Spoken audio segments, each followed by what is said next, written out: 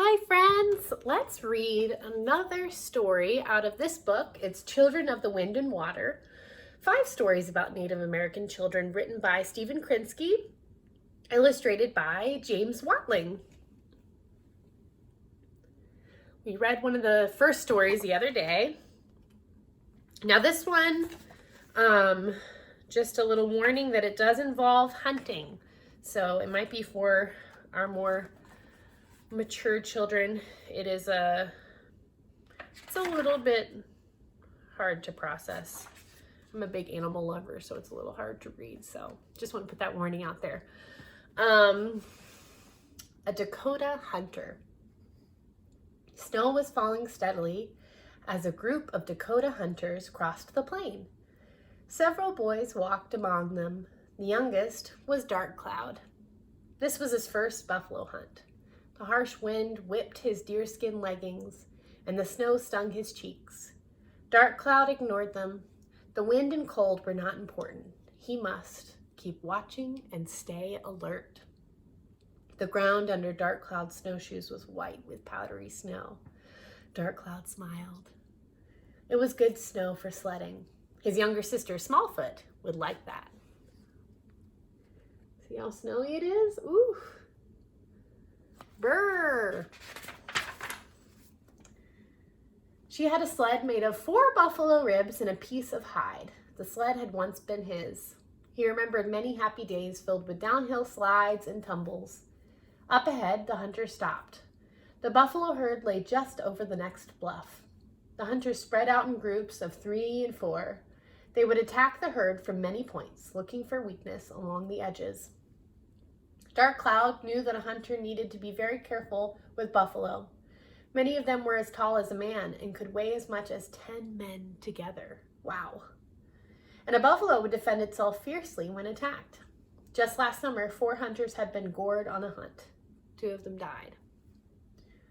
At a hand signal from the chief, the hunters crept toward the herd. Everyone moved slowly, crouching low in their wolf skins. The furs kept everyone warm, but they were also meant to fool the herd. The buffalo might run at the scent of hunters, but they didn't fear wolves. At the base of the bluff, Dark Cloud and 3 hunters found a buffalo struggling in a snowdrift. It pawed mightily, the breath steaming from its nostrils, but it could not break free. There was no time to wait.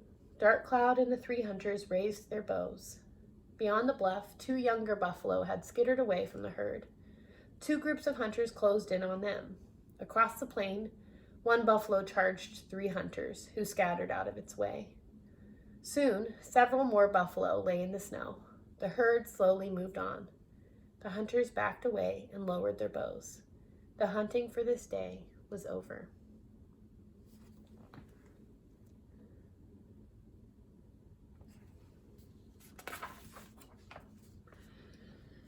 Dark Cloud and the other boys took their places by the fallen animals.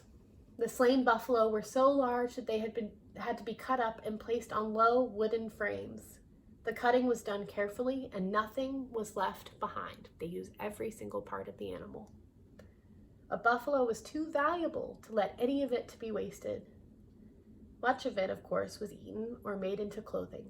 But the buffalo had other uses as well. Shoulder blades became hoes for farming, and bones were turned into knives or arrow straighteners. Horns were carved into spoons and cups. Teeth decorated necklaces. The Dakota cooked soup in the buffalo's stomach sack and twisted its hair into rope and belts. Even the tail was used to swat flies.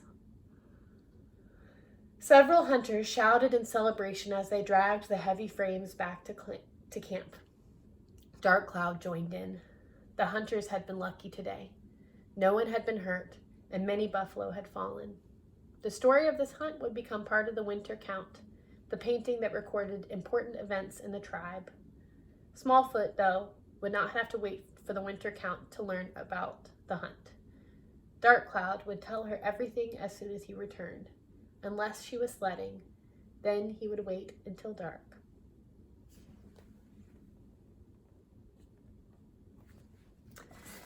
That was a Dakota Hunter from Children of the Wind and Water, 5 stories about Native American children, written by Stephen Krensky, illustrated by James Swatling.